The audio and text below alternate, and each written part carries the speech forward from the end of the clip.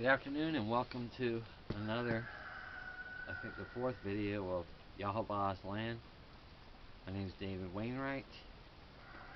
Thursday afternoon around 1, about 50 degrees out. It's real sunny, it's beautiful. Today I'm going to talk to you about God or government, or God and government. Now, personally I can tell you right off the bat, God is our government. Government isn't our government. Jesus is our government. Isaiah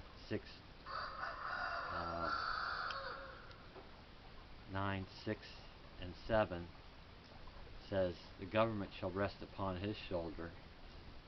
So I pulled up a few, everything that dealt with the word government, govern, governments, and Strong's, and so I'm just going to run through those real quick for you. And again, Jesus is our government, not the government. The Israelites, when they after they got the commandments from God, the laws and decrees, and later on they said, "Oh, we want a king over us. We want a king over us." And so Moses went and talked to God, and God's saying, "I am your king."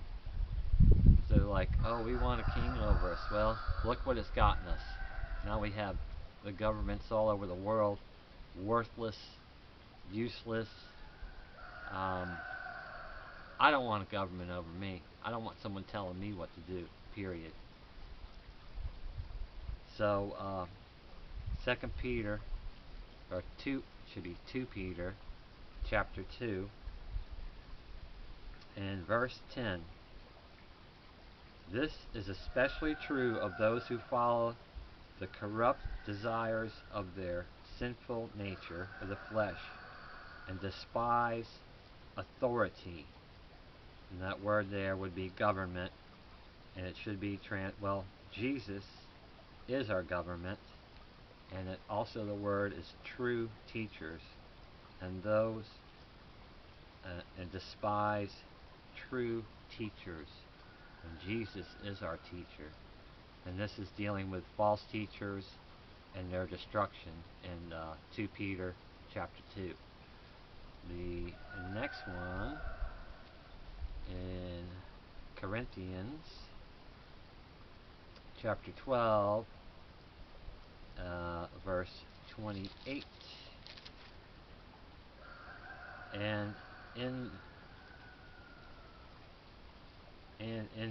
the church, God has appointed first all apostles, second prophets, third teachers, and workers of miracles, and those having gifts of healing, those able to help others, those with gifts of administration. And that word is government, those able to help others. And look how it's stated, if you're able to.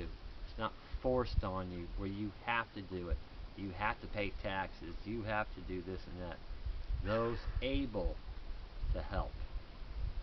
Now, the next one, up towards the good part, I like, of the scriptures. Everybody calls the Old Testament, but it's the first covenant. And this is 1 Kings, and let's see where I have it at. Chapter 21, verse 7, and this is the word govern.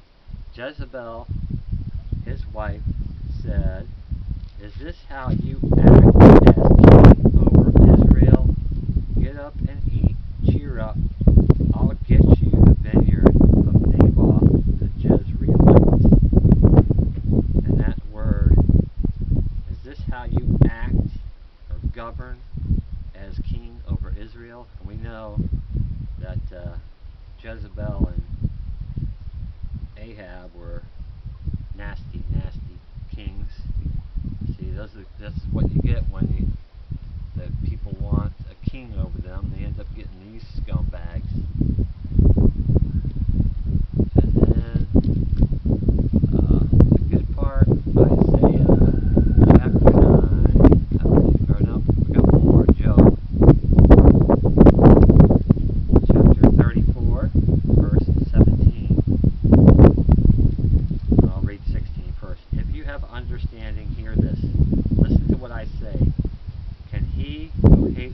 justice govern? Will you condemn the just and mighty one? Can he who hates justice govern? No, of course not. And what is justice? That's Jesus, keeping the commandments, laws, and decrees.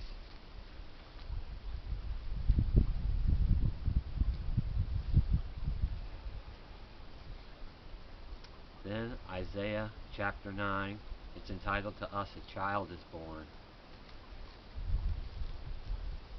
Chapter 9, verse 6. For to us a child is born, to us a son is given. Hallelujah. And the government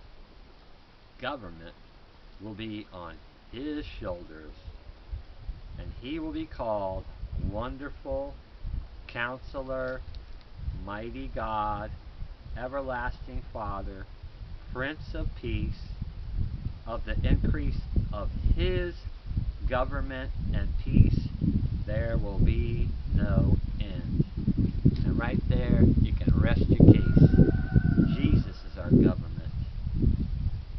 Isn't that awesome? And the government will be on his shoulders. Of the increase of his government and peace there will be no end. That's the kind of government we want. We don't want fake presidents and kings. Let me tell you something. Every president, including Donald Trump, I mean, he seems like a pretty good guy. I don't trust any of them. Sorry, I just don't. I mean, he's doing great things, and he's giving up his business and all that. He means well. I don't want anybody governing over me. I don't want anybody telling me what to do. Especially, I mean, every president before him, a bunch of scumbags. They're all in it out for one thing, make money for themselves and screw us over. And then the last one of the government is Isaiah 22, verse 21. I'll read verse 20. In that day I will summon my servant, Eliakim, son of Hilkiah. I will clothe him with your robe and fasten your sash around him and hand your authority, that's the word government, over to him. He will be a father to those who live in Jerusalem and to the house of Judah. I will place on his shoulders the key to the house of David. See? Same thing Jesus placed on his shoulders. What he opens, no one can shut, and what he shuts, no one can open. I will drive him like a peg into a firm place.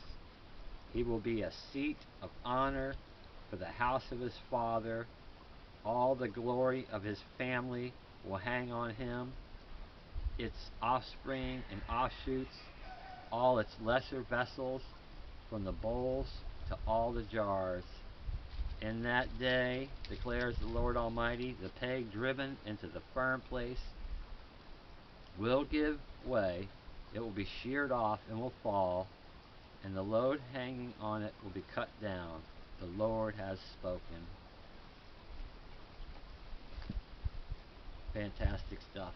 Again, Jesus is our government. So you got God versus government. I want God. He's my king. Jesus is my king. Not presidents, senators, congressmen, police, city council, all these people in the government of today. I don't want any of it. They need to just all go away. Leave us alone. Let Jesus rule over us. Let us follow God's commandments, laws, and decrees. You do that, guaranteed, promise from God, you will be blessed, and everything you do, everything you put your hands to will be blessed. A promise from God. You don't lie, and I choose God over government. Period. Y'all have a blessed day. Well, for those of you keeping God's commandments, laws, and decrees. The rest of you, go tie shoes or something, I don't know.